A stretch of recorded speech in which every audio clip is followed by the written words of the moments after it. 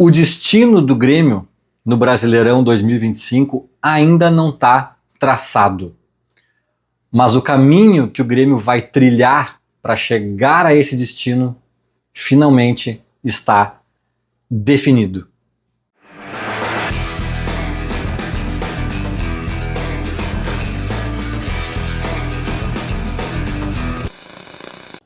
Fim de jogo na Arena do Grêmio, Grêmio 2, São Paulo 0. Uma vitória consistente, convincente e que faz a gente talvez confirmar a boa fase que o Grêmio estava se ensaiando aí nos mostrar, né? O Grêmio, a gente sabe, ao longo da temporada foi um eletrocardiogrêmio, aí quando a gente pensava que ia tomar goleada, reagia bem, quando a gente pensava que tinha uma vitória fácil nas mãos, tomava uma paulada, e assim o Grêmio foi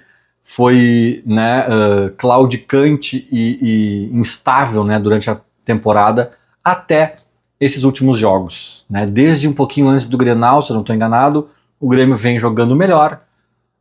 Em boa parte desses jogos em que jogou melhor, os resultados também acompanharam as boas atuações, então acho que o Grêmio acaba confirmando um pouco, né, essa impressão que a gente tinha que agora vai, né? O Grêmio acho que acaba confirmando no jogo de hoje contra um time que não é deslumbrante, não é maravilhoso, mas era um jogo duro, difícil, sem dúvidas.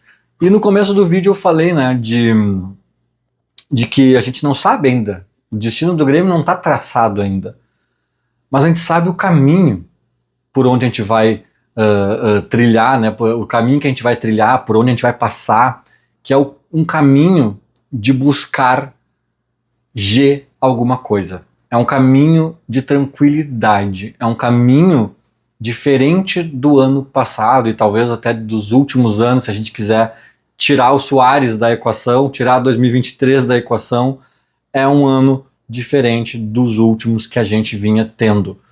Eu já consigo cravar que vai ser um ano sem drama. Ah, mas então o nosso destino está traçado, então é Libertadores. Não. Acho inclusive que ainda é uma meta ousada e difícil de conquistar, mas eu acho que a gente vai ser por esse caminho que a gente vai andar. Vai ser essa busca que a gente vai fazer. Se vai conseguir, não sei.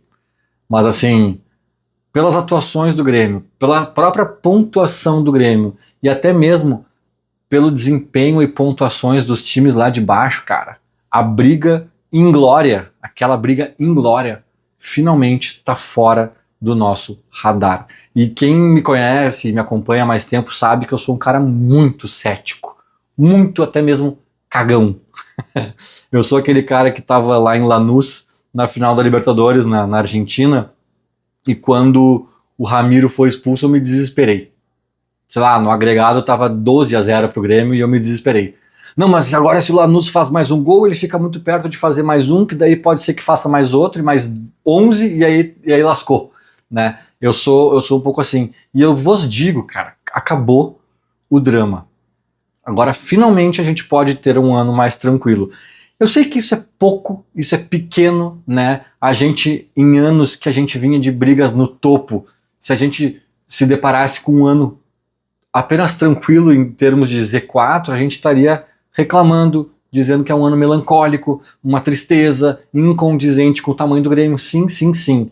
Mas frente ao que a gente vinha passando, né, ao que a gente vinha vivendo, né, e inclusive frente ao que a gente viu nesta mesma temporada, né, ou até pegando um pouco a reta final do Renato, que o time estava um pavor, e estendendo a passagem de Quinteiros, que estava uma várzea, que não ganhava do São Raimundo, né? E incluindo aí nessa análise um início de trabalho do Mano, onde a coisa também não engrenou de pronto, assim, né? Rapidamente, a gente olhava, cara, e a gente tinha medo. E era um medo de fundamento, era um medo que tinha seus porquês, né? Então, frente a essa dura realidade, cara, é uma boa notícia.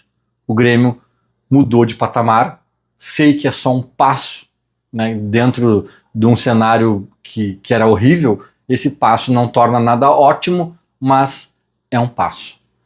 Né? A gente está vendo um Grêmio mais maduro, mais consistente. E aqui, eu vou repetir talvez o que eu já deva ter dito em outros momentos, mas assim, cara, se ele foi criticado, e foi, inclusive por mim, né, em alguns pontos específicos, assim, acho que Mano Menezes merece ser elogiado. Eu vejo muito o dedo dele, e eu sei que também essa melhora do time, essa consistência que nos fez mudar de patamar minimamente e sair da bagunça lá de baixo, eu sei que tem muito dedo também das contratações dessa última janela, que foi talvez a melhor janela da gestão Guerra inteira. Né? Isso diz muito respeito mais às janelas anteriores do que a essa especificamente. Mas, inegavelmente, essa é boa. Essa é boa e talvez supere até mesmo a do Soares, mas assim, é difícil, porque a do Soares tem o Soares, né? Agora, os outros nomes eram Cristal, do Carbajo e daí para baixo. Né? Então, essa janela me parece mais consistente, mais equilibrada de forma geral e mudou sim a fotografia do time. Eu lembro que mesmo quando eu criticava o Mano Menezes, e eu fazia isso em alguns momentos pontuais e por circunstâncias pontuais, eu fazia sempre um adendo, eu sempre dava uma atenuada, que eu dei até pro Renato, que eu dei até pro Quinteiros em alguma medida, que é assim, tá, mas olha o elenco que ele tem nas mãos.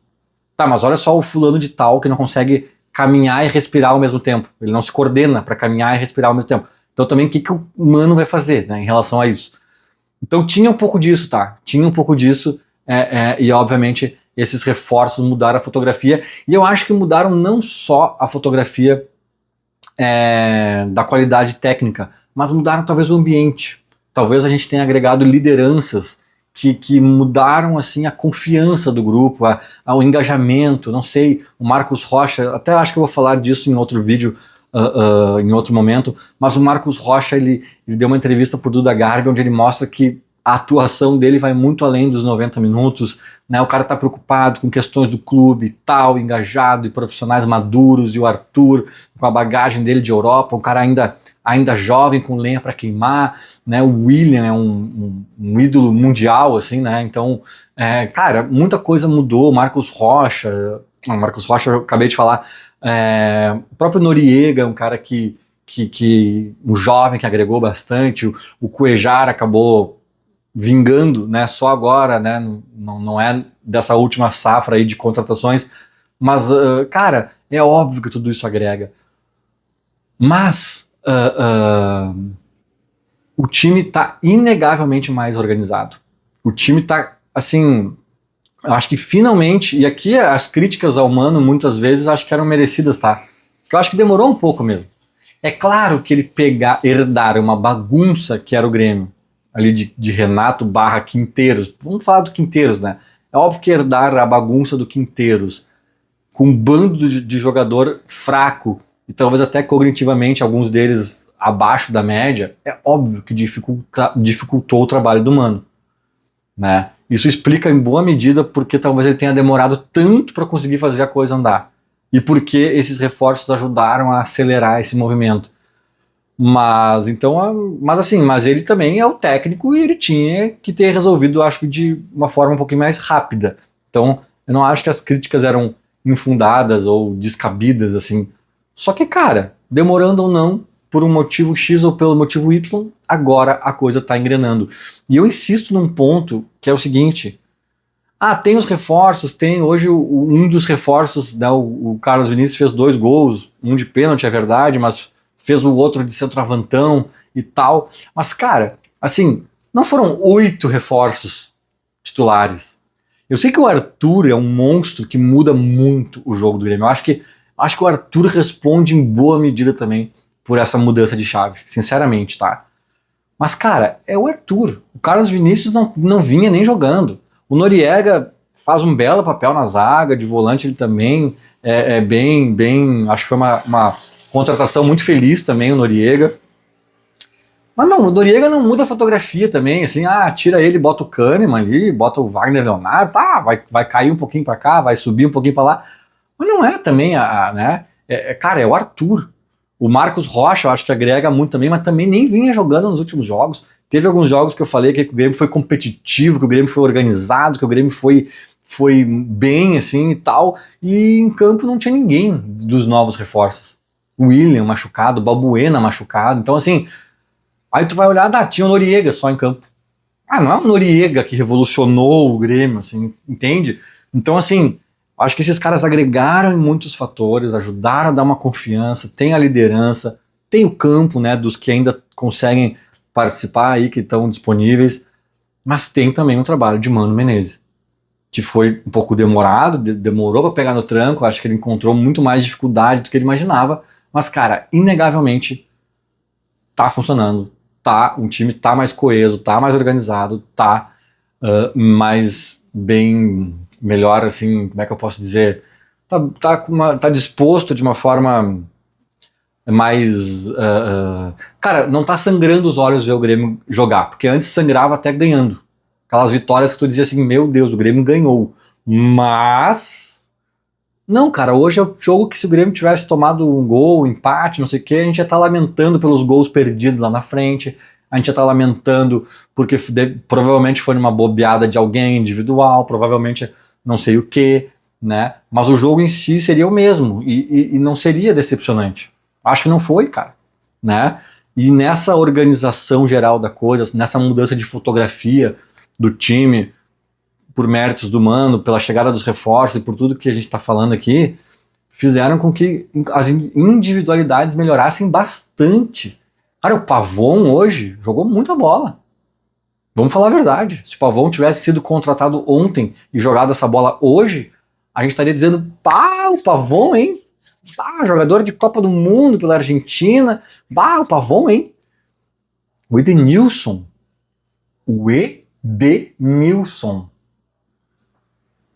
Meu pai sempre foi defensor do Edenilson.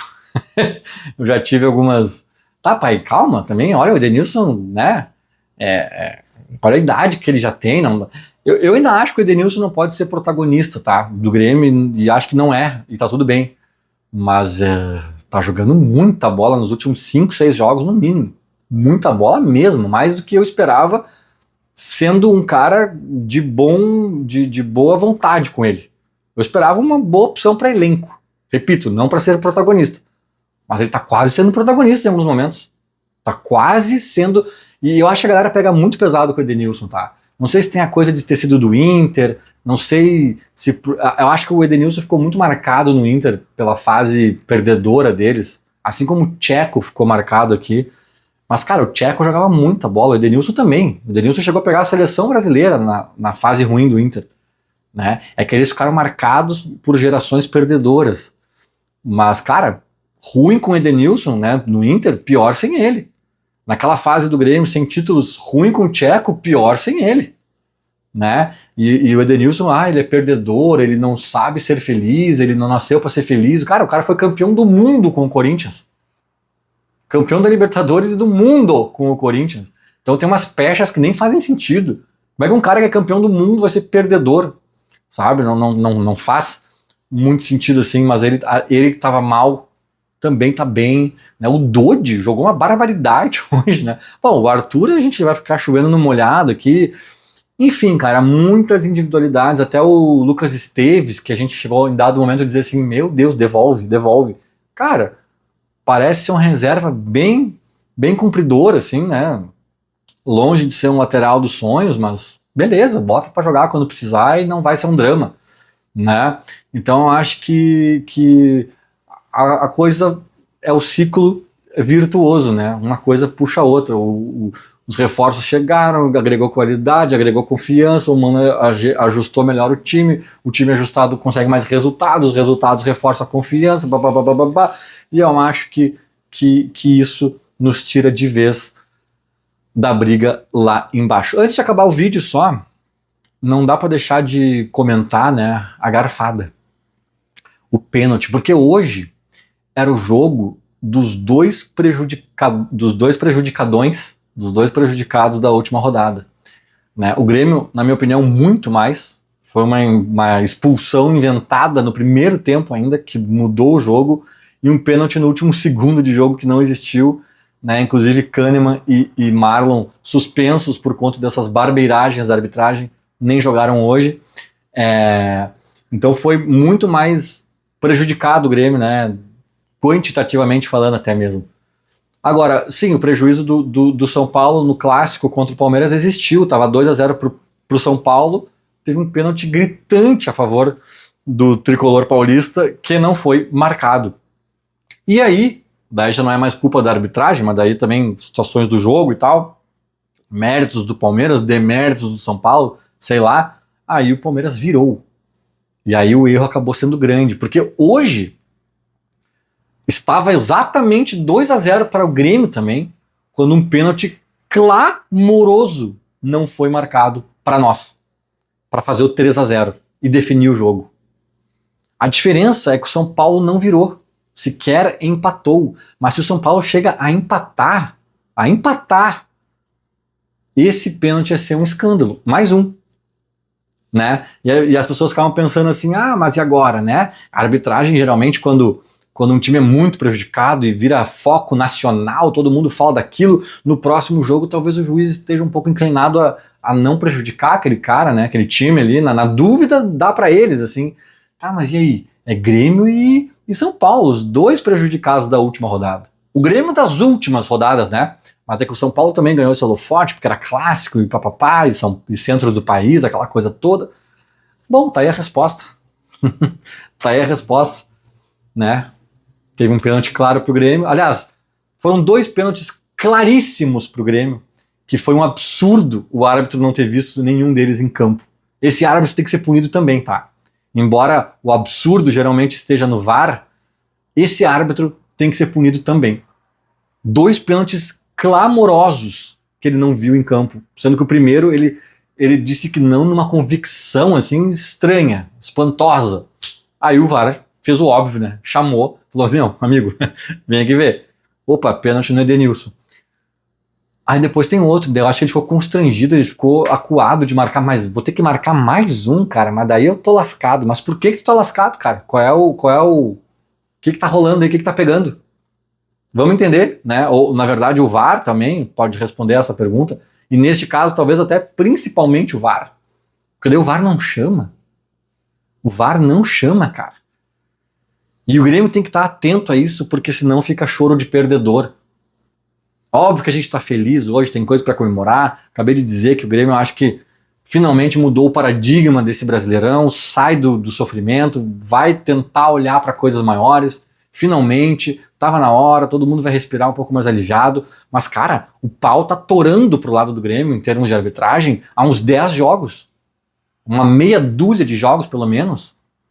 E entre esses jogos, escândalos, bizarrices, atrocidades. Aí hoje a gente ganhou. Aliás, no Grenal a gente ganhou, ou em outras ocasiões a gente também conseguiu resultados bons que atenuaram assim, o tamanho da bizarrice da operação contra o Grêmio. Mas não dá pra fechar o olho só porque a gente ganhou. É mais uma vez, cara. É de novo. Pênaltis que eu não tenho dúvidas que se fosse o Kahneman fazendo aqueles lances, era marcado na hora, não ia nem ter VAR, eu acho. Sabe? Se fosse o contrário, o Grêmio cometendo aqueles lances, não tenho dúvida, nunca vi o Grêmio fazer nada parecido e não ser marcado. Nunca vi, cara, nunca vi. Mas com a gente acaba vendo de tudo, né?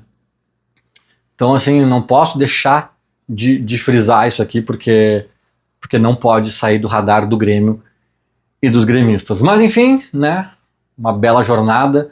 Estive lá, demorei para gravar o vídeo, porque depois saí para jantar e tal, coisa arada, mas saí feliz, saí, não vou dizer empolgado, porque é uma palavra ainda muito forte, tá? Mas eu saí aliviado e principalmente tranquilo, cara.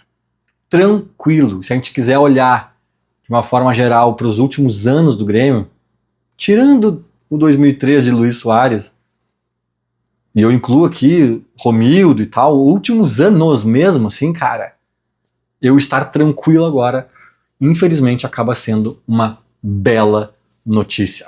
Feito? Era mais ou menos isso. Falou, abraço.